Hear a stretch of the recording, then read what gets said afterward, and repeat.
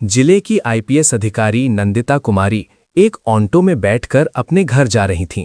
Auto driver को ये बिल्कुल अंदाजा नहीं था कि जो महिला उसकी ऑटो में बैठी हुई है वो कोई आम महिला नहीं बल्कि जिले की आईपीएस अधिकारी हैं। नंदिता लाल रंग की साड़ी पहनी हुई थीं और देखने में वो बिल्कुल एक आम सी महिला लग रही थीं। वो अपने भाई की शादी में शामिल होने के लिए छुट्टी लेकर अपने घर जा रही थीं। नंदिता ने सोचा कि अपने भाई की शादी में वो आईपीएस अधिकारी के रूप में नहीं बल्कि सिर्फ एक बहन के तौर पर जाएंगी। ऑटो चलाते हुए ड्राइवर ने कहा, मैडम, आपकी वजह से मैं इस रास्ते से जा रहा हूं, वरना मैं इस रास्ते से बहुत कम जाता हूं। आईपीएस अधिकारी नंदिता ने ऑटो वाले से पूछा, लेकिन ऐसा क्यों भैया, इस रास्ते में क्या प्रॉब्लम है? ऑटो ड्राइवर ने कहा, मैडम, इस रास्ते पर कुछ पुलिस वाले खड़े रहते हैं। हमारे इस इलाके का जो इंस्पेक्टर है वो ऑटो का चालान बिना वजह काटता है और ऑटो वालों से बिना किसी गलती के पैसे वसूलता है, और अगर इंस्पेक्टर की बात नहीं मानते तो वो लोगों के साथ मारपीट करता है। आज पता नहीं मेरे किस्मत में क्या लिखा है, ऊपर वाला करे कि इस टाइम पर वो इंस्पेक्टर रास्ते में ना मिले, वरना वो बिना गलती कि मुझसे पैसे वसूल करेगा। आईपीएस नंदिता मन ही मन सोच रही थी, क्या सच में ये ऑटो ड्राइवर जो कह रहा है वो सच है? क्या वाकई यहाँ के थाने का इंस्पेक्टर इतना गलत काम करता है? थोड़ी ही दूर आगे बढ़ने पर उन्होंने देखा कि सड़क के किनारे इंस्पेक्टर दिलीप राणा अपने साथियों के साथ खड़ा था और वाहनों की चेकिंग कर रहा था। जैसे ही ऑटो उनके सामने पहुंचा, इंस्पेक्टर दिलीप राणा ने लाठी से इशारा करके ऑटो को रोक दिया। फिर इंस्पेक्टर गुस्से में बोला, अरे ओ पायलट, नीचे उतर। तेरे बाप की सड़क है क्या? इतनी तेज स्पीड में ऑटो चला रहा है, कानून का कोई डर नहीं है क्या? चल अब जल्दी से 5000 का चालान भर। इतना कहकर इंस्पेक्टर ने चालान बुक निकाल ली। ड्राइवर मोहन डरते हुए बोला, साहब, मैंने कोई नियम नहीं तोड़ा, आप किस बात का चालान काट रहे हैं? कृपया ऐसा मत कीजिए, मेरी कोई गलती नहीं है और अभी मेरे पास इतने पैसे भी नहीं हैं, मैं आपको 5000 रुपये कहाँ से दूं? ये सुनकर इंस्पेक्टर दिलीप और भड़क गया। उसने ऊंची आवाज में कहा, ज्यादा जुबान मत चला मेरे सामने, पैसे नहीं है तो ऑटो क्या फ्री में चलाता है? जल्दी से ऑटो के कागज निकाल, कहीं ये ऑटो चोरी का तो नहीं है? ड्राइवर ने जल्दी से सारे कागज निकालकर दिखा दिए। कागज बिल्कुल ठीक थे, सब कुछ पूरा था, लेकिन इंस्पेक्टर दिलीप ने फिर भी कहा, कागज तो सही है लेकिन चालान तो भरना ही पड़ेगा। अब 5 नहीं तो 3000 ही दे, वरना तेरी ये ऑटो अभी सीज कर दूंगा। पास ही खड़ी आईपीएस नंदिता नेगी ये सब कुछ ध्यान से देख और सुन रही थीं। उन्होंने देखा कि किस तरह इंस्पेक्टर दिलीप सिंह राणा एक गरीब और मेहनती ऑटो ड्राइवर को बिना वजह परेशान कर रहा था, उससे पैसे वसूलने की कोशिश कर रहा था। उनके मन में गुस्सा तो आया, पर उन्होंने खुद को शांत रखा ताकि पहले पूरी सच्चाई समझ सके और फिर सही समय पर कार्यवाही कर सके।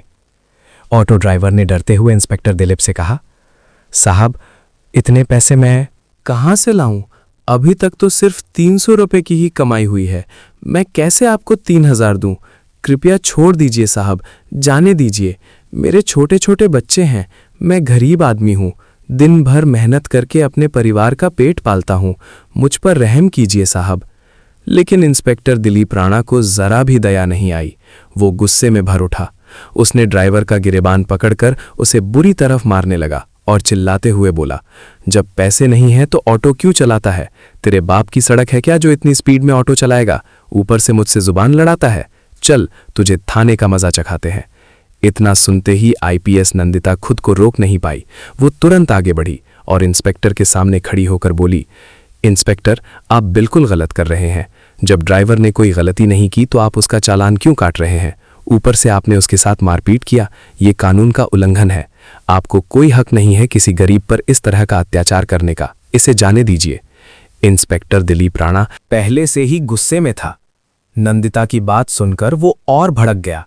उसने ताव में आकर कहा, अच्छा, अब तू मुझे सिखाएगी कि कानून क्या होता है? बहुत जुबान चल रही है तेरी, लगता है तुझे भी जेल की हवा खिलानी पड़ेगी।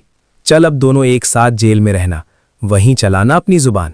नंदिता का चेहरा गुस्से से लाल हो गया, पर उन्होंने अपने आप पर काबू रखा। वो देखना चाहती थी कि ये इंस्पेक्टर आखिर किस हद तक गिर सकता है। इंस्पेक्टर दिलीप को ये जरा भी अंदाजा नहीं था कि उसके सामने खड़ी ये साधारण सी साड़ी पहनी महिला कोई आम औरत नहीं बल्कि जिले की आईपीएस अधिकारी नंदिता कुमारी है। दिलीप राणा ने अपने साथियों को आदेश दिया, चलो दोनों को थाने ले चलो, वहीं देखेंगे इन दोनों की कितनी जुबान चलती है। तभी 2 पुरुष कांस्टेबल और 2 महिला कांस्टेबल तुरंत आगे बढ़े और उन्होंने ड्राइवर और आईपीएस नंदिता को पकड़ लिया। जब वे थाने पहुंचे तो इंस्पेक्टर दिलीप सिंह ने कहा, इन्हें यहीं बैठा दो, अब यहां देखते हैं ये दोनों क्या करते हैं, इनकी औकात तो इन्हें दिखानी पड़ेगी। हवलदारों ने दोनों को एक बेंच पर बैठा दिया। दिलीप सिंह राणा कुर्सी पर बैठा ही था कि तभी उसका मोबाइल पर एक कॉल आया। उसने कॉल उठाते हुए कहा, हाँ, आपका सब काम हो जाएगा, उस केस में आपका नाम नहीं आएगा, बस मेरे पैसे तैयार रखना, टेंशन मत लो, मैं आपका सारा काम कर दूंगा। आईपीएस नंदिता कुमारी और ऑटो ड्राइवर दोनों बैठकर ये सब सुन रहे थे। नंदिता मन ही मन सोच रही थी, ये इंस्पेक्टर ना केवल सड़कों पर लोगों को परेशान करता है, बल्कि थाने के अंदर भी रिश्वत लेकर काम निपटाता है। वो गरीबों को लूटता है और उनका हक मारता है। नंदिता ने गुस्से को दबाए रखा। वे जानती थी कि अभी तात्कालिक गुस्से में कुछ करना ठीक नहीं होगा। असली मुकाबला सबूतों और सही तरीके से करना है, ताकि पूरा पुलिस प्रशासन और शहर ये देख सके। वे अंदर से योजना बना रही थी कि किस तरह इसे सबके सामने बेनकाब और उजागर किया जाए। पास बैठा ऑटो ड्राइवर परेशान था। वो अपने घर और बच्चों की चिंता कर रहा था। नंदिता ने उसकी तरफ देखा और शांत स्वर में कहा, आप घबराइए मत, ये इंस्पेक्टर आपका कुछ नहीं कर पाएगा, मैं आपके साथ हूं, मैंने सब देख लिया है और मैं इसे बेनकाब करूंगी। आप निश्चिंत रहें, आपकी कोई गलती नहीं है, आप सुरक्षित है। मैं कोई आम महिला नहीं हूं, मैं आईपीएस अफसर नंदिता कुमारी हूं। मैं इस इंस्पेक्टर के सारे काले कामों का पता लगा रही हूं, इसलिए अभी चुप रहकर सब देख रही हूं, फिर सब साफ करके इसकी औकात लोगों के सामने दिखाऊंगी। ये सुनकर ऑटो ड्राइवर को थोड़ा सुकून मिला। उसने गहरी सांस ली और बोला, क्या आप सच में आईपीएस मैडम हैं? लेकिन जब मेरे साथ ये सब हो रहा था तो आपने कुछ क्यों नहीं कहा, मुझे बचाया क्यों नहीं? आप कहीं झूठ तो नहीं बोल रही हैं, या आप इन लोगों से मिली हुई तो नहीं है? ड्राइवर थोड़ा घबराया हुआ था। नंदिता ने उसे शांति से भरोसा दिलाया, नहीं, मैं इन लोगों से नहीं मिली हूं, मैं सच में इस इंस्पेक्टर को बेनकाब करने के लिए चुप बैठी हूं। बस मैं देख रही हूं कि ये इंस्पेक्टर और कितने गलत इल्लीगल काम करता है, इसीलिए अभी चुप हूं, वरना चाहूं तो इसे तुरंत सस्पेंड भी करवा सकती हूं। तुम थोड़ा इंतजार करो, फिर देखो आगे मैं इसका क्या हल करती हूं। कुछ देर बाद इंस्पेक्टर दिलीप राणा अपने कैबिन में चला गया। फिर उसने एक हवलदार को बुलाया और कहा, उस ऑटो ड्राइवर को बुला कर लाओ। हवलदार तुरंत बाहर गया और ड्राइवर से बोला, साहब ने आपको अंदर बुलाया है। ये सुनकर ड्राइवर डर गया, मगर कोमल ने उसे हिम्मत दी और कहा, तुम परेशान मत हो, जो भी होगा मैं सब देख लूंगी। वो इंस्पेक्टर के पास गया।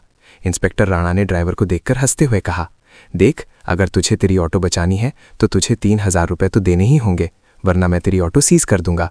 ऊपर से तू मेरा दुश्मन भी बन जाएगा। पूरे इलाके में मेरा ही राज चलता है, मैं जो चाहूं वो कर सकता हूं। मुझसे टक्कर मत लेना, जो मैं कह रहा हूं वही कर, जल्दी से 3000 चालान भर दे। ड्राइवर का दिल जोर से धड़कने लगा। वो रोते हुए बोला, सर ऐसा मत कीजिए, मेरा हाल देखिए, अभी मेरे पास इतने पैसे नहीं है, मैं आपको 3000 रुपये कैसे दूं?